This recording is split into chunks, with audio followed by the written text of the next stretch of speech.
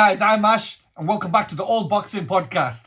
Today we'll be taking a look back at the fight between Gervonta Davis and Ryan Garcia. Gervonta Tank Davis catches Ryan Garcia with a perfectly timed counter punch in the second round. Predictably, Ryan Garcia tries throwing the left one too many times. Tank ducks underneath the left hook and Tank comes back with a straight left that catches Ryan Garcia and drops him straight to the canvas. Ryan Garcia is dazed and has to pick himself back up.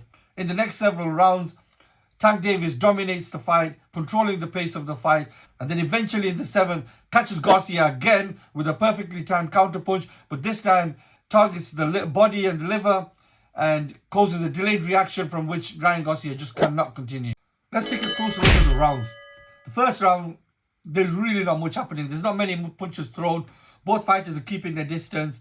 Tank Davis is continuously moving and evading Garcia's most dangerous weapon, which is his left hook. And he's staying out of the line of fire by keeping head movement going. Nevertheless, the first round is a pretty timid round, to be fair, and there's not that much action and not many punches thrown. It's in the second round that Ryan Garcia now wants to press the action and goes on the attack. He has a couple of scuffles with Tank in the second round before getting desperate and starts throwing his left hook. The first time he throws the left hook, he misses. The second time he throws the left hook, he misses. So you would think that someone of Garcia's experience would know that, yes, let's not go for the third. But what does he do? He goes for the third and gets caught with a perfectly timed counterpunch. And that's his fatal mistake in round two. After being dropped, Garcia does pick himself back up and he needs credit for that. And he does get his senses back and his feet under him and manages to see out the round by staying composed but not taking any risks. The third, fourth, fifth and sixth round, I would say that Tank continues to control the fight. He clearly has the upper hand with experience. He's in and out when he wants to, starts becoming more aggressive and frustrating Ryan Garcia. Ryan Garcia eventually starts resorting back to his left hook and ultimately that's his downfall. In the seventh round, he goes for a left hook. It's a computed movement in Gervonta's mind now. So when that left hook comes, Gervonta automatically ducks the left hook, comes back with a left hook of his own which catches Ryan Garcia on his body, perfectly targeting his liver.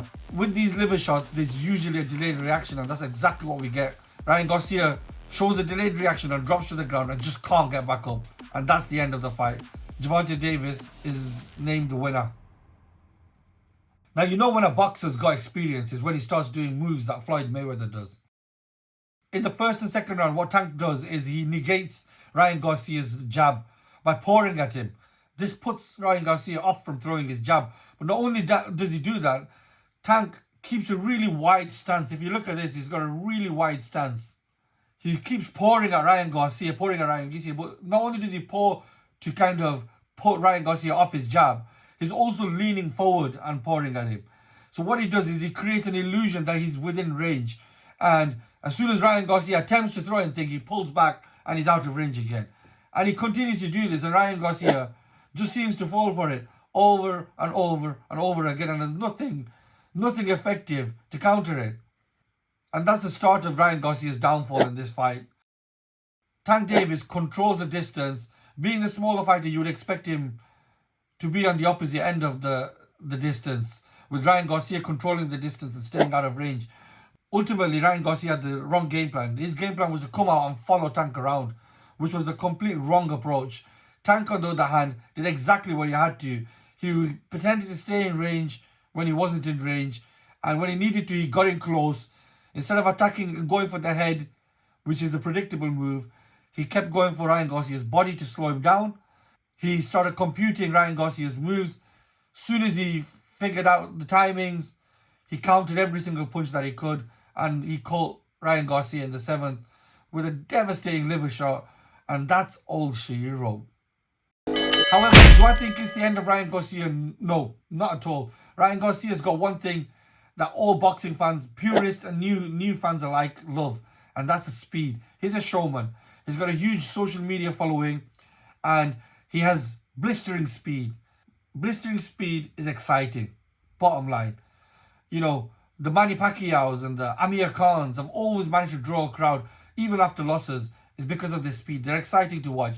So I think Ryan Garcia's got a lot to learn, but he's got a long future ahead of him. He's only 24 years old, and I think he's got a bright future ahead of him. He needs to keep his head up and keep going. Even Andrew Tate, and if you don't know who Andrew Tate is, you must be living under a rock. But Andrew Tate's come out and defended his boy, saying anyone who disses him or drops any negative comments about him is going to get blocked off his social media.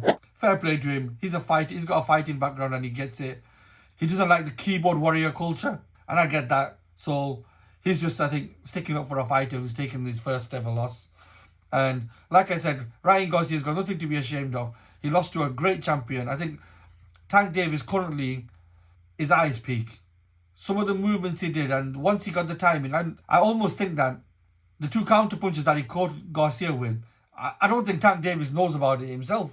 That might sound strange, but I think he's trained his body to such a level where his body is automatically making adjustments as a sort of survival strategy.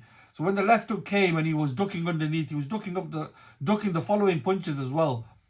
By the time the third one came, his body had automatically gone to autopilot to counter him. When someone's fighting and they're automatically doing counter punches on autopilot, that person's at their peak. So I'm excited to see what Davis brings in his next few fights. I'd like to see him in the ring with the likes of Shakur Stevenson, Devin Haney, maybe even Lomachenko. But let's see what happens. That's it from me, guys. If you want to catch up with me, watch out for the next one. If you've got any comments, any thoughts, leave them in the comment boxes below. And I'll catch you in the next one. Over and out.